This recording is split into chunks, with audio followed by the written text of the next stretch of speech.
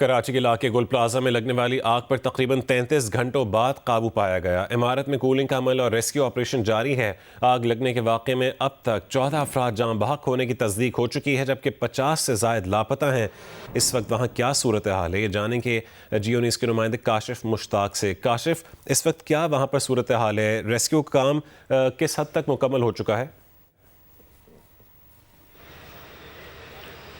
देखिए रजा, अब भी कोशिश ये की जा रही है कि फौरी तौर पर इमारत के अंदर दाखिल हुआ जाए और तमाम तर सर्चिंग का जो अमल है उसे मुकम्मल किया जाए।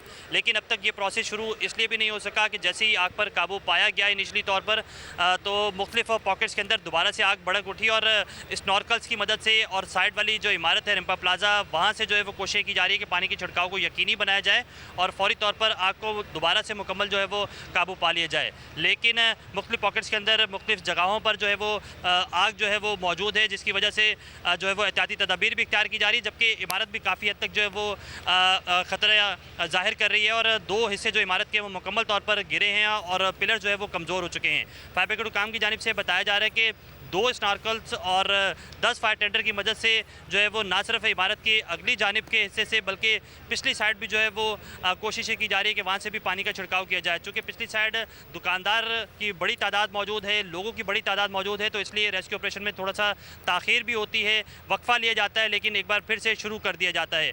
इस वक्त दोनों एतराफ़ जो है वो गुल प्लाजा के मुकम्मल तौर पर बंद किए हुए हैं और स्नॉर्कल्स लगाकर ना सिर्फ ग्राउंड फ्लोर पर पानी का छिड़काव किया जा रहा है बल्कि फर्स्ट और सेकंड फ्लोर पर भी किया जा रहा है। मैं अपने कैमरामैन सज्जाद हुसैन से कहूँगा, अगर आपको उल्टी हाथ के जानिब के मनाजिर दिखाएं तो बिल्कुल साथ डीसी साउथ का ऑफिस मौजूद है और वहीं जो है वो स्नॉर्कल्स लगाई गई है और यहाँ से मेन फ्रंट जो एरिया है यहाँ पानी का छिड़काव किया जा रहा है। बताया जा रहा है कि इस गुल प्लाजा के 16 के करीब दाखिली और खारजी रास्ते थे जिनमें फौरी तौर पर धुआं भर गया और वहाँ से अंदर दाखिल होना इब्तदाई तौर पर मुश्किलात का सामना रहा, जिसकी वजह से लोगों को बहुत जल्द रेस्क्यू नहीं किया जा सका।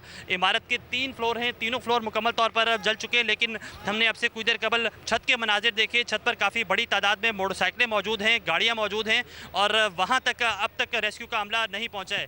जबकि इस एमेजिना रोड के बिल्कुल राइट हैंड पर मैं आपको दिखाऊँ कि रिम्पा प्लाजा के आप फर्स्ट फ्लोर देख सकते हो कि यहाँ भी जो है वो फायर ब्रिगेड हुकाम के लोग मौजूद हैं और कोशिश ये की जा रही है कि रिम्पा प्लाजा के जो पार्किंग एरिया है वहाँ की एक दीवार जो है वो मुकम्मल तौर पर तोड़ी गई है और यहाँ से भी पानी के छिड़काव को यकीनी बनाया जा रहा है ताकि दोनों तरफ से ज़्यादा जो है वो रेस्क्यू के ऑपरेशन को आगे बढ़ाया जाए और उसके बाद सर्चिंग के अमल को कम्प्लीट किया जाए।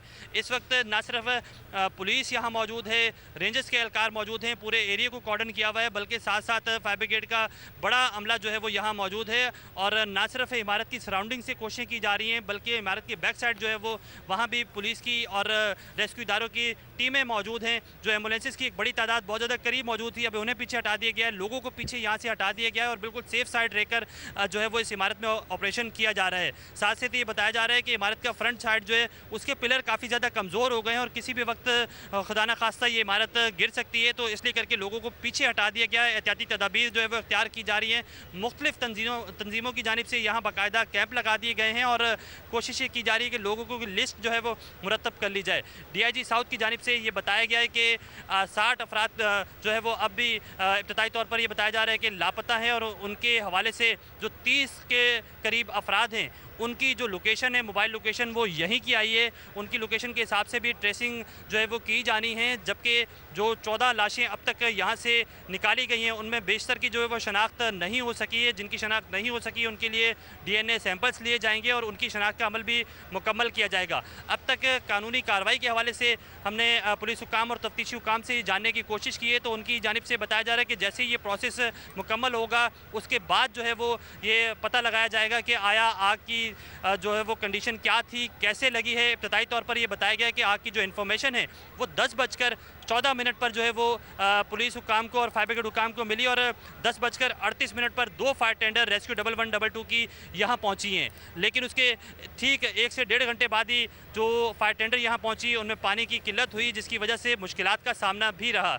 लेकिन लोगों का हजूम भी बहुत ज़्यादा था और इस एमेजिना रोड पर जो है वो तरक्याती और तामीराती काम जारी है। ट्रैफिक प्लान ना होने की वजह से, ट्रैफिक पुलिस के अमले की ना होने की वजह से यहाँ मुश्किलात का सामना रहा। अब सिचुएशन को काफ़ी हद तक कंट्रोल कर लिया गया है फायर ब्रिगेड की गाड़ियाँ जो हैं मुकम्मल तौर पर गुल प्लाजा के चारों तरफ जो है वो डिप्लॉयड कर दी गई हैं, पुलिस की नफरी डिप्लॉयड कर दी गई है और किसी भी गैर मुतलका शख्स को इमारत के करीब जाने नहीं दिया जा रहा है। इमारत के दाखिली और खारजी रास्ते भी एक बार मैं आपको दिखाऊंगा कि आप ये फ्रंट साइड पे देख सकते हैं कि यहाँ से ये सीढ़ियाँ जो आपको नज़र आ रही होंगी, ये इसका एक मेन फ्रंट रास्ता है। इसके चंद कदम दूरी दूसरा एक रास्ता है। इस तरह के कमोपेश 16 रास्ते बताए जा रहे हैं, लेकिन जैसे ही इब्तिदाई तौर पर आर्टिफिशियल फ्लावर की दुकान के अंदर आग की इतला मिली, उसके बाद से इस पूरी इमारत के अंदर जो है वो धुआं भर गया और सीढ़ियाँ कंजस्टेड होने की वजह से जो लोग अंदर फंसे हुए थे वो फौरी तौर पर बाहर नहीं निकल सके। इब्तिदाई तौर पर अंदर से जो हमारे बहुत सारे ऐसे लोग हैं जिनसे बात हुई है, उनकी जानिब से बताया जा रहा है कि कॉल्स भी मौसूल हुई कि वो अंदर फंसे हुए हैं और उनका दम घुट रहा है, तो इस हवाले से कोशिशें की जाएँ। लेकिन जब फायर ब्रिगेड और पुलिस की नफरी यहाँ पहुँची तो यहाँ लोगों की एक बड़ी तादाद मौजूद थी। लोगों में गम और गुस्सा पाया जाता था, जिसकी वजह से ऑपरेशन में ताखीर का सामना हुआ। अब सिचुएशन को कंट्रोल कर लिया गया है। ना सिर्फ इमारत की फ्रंट साइड पर जो है वो मुख्तलिफ रेस्क्यू टीमें काम कर रही हैं, बल्कि बैक साइड पर भी इसी तरह की कंडीशन है। लेफ्ट साइड पर जो है वो जो इमारत मौजूद है उसकी छत से भी जो है वो पानी के छिड़काव को यकीनी बनाया जा रहा है। अच्छा काशिफ, जो लवाहकीन अपने प्यारों की तलाश में वहाँ पर मौजूद थे, क्या वो अभी भी वहीं पर हैं?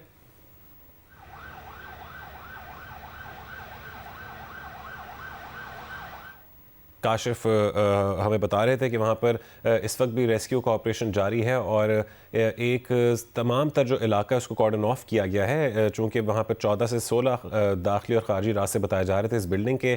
वहाँ पर धुआं भर जाने के बायस इब्तदाई तौर पर मुश्किलात पेश आईं और वहाँ पर अब जो है सिर्फ कूलिंग का अमल जारी है और बिल्डिंग बहुत मखदूश हालत में आ चुकी है। पिलर्स बहुत कमज़ोर हो चुके हैं। जो साथ में रिम्पा प्लाजा है उसकी दीवार को तोड़ के वहाँ से भी कूलिंग का अमल जारी है, पानी फेंका जा रहा है, चूँकि स्मॉल पॉकेट्स के अंदर दोबारा से एक दफ़ा आग भड़क उठती है। फायर ब्रिगेड हुकाम का कहना है कि गुल प्लाजा में आर्टिफिशियल गमलों और फूलों की दुकान में हफ्ते की शब 10:14 पर आग लगी थी। 10:38 पर रेस्क्यू 1122 को आग की इत्तला दी गई। 10:57 पर 1122 के 2 फायर टेंडर्स मौके पर पहुंचे। गुल प्लाजा में तकरीबन 14 से 16 दाखिली और खारजी रास्ते हैं। तंग दाखिली और खारजी रास्तों की वजह से आग बुझाने में मुश्किलात का सामना रहा। इमारत के तमाम दाखिली और खारजी रास्तों में धुआं भर गया था। आग बुझाने के 2 से 3 घंटों के दौरान पानी की किल्लत हो गई थी।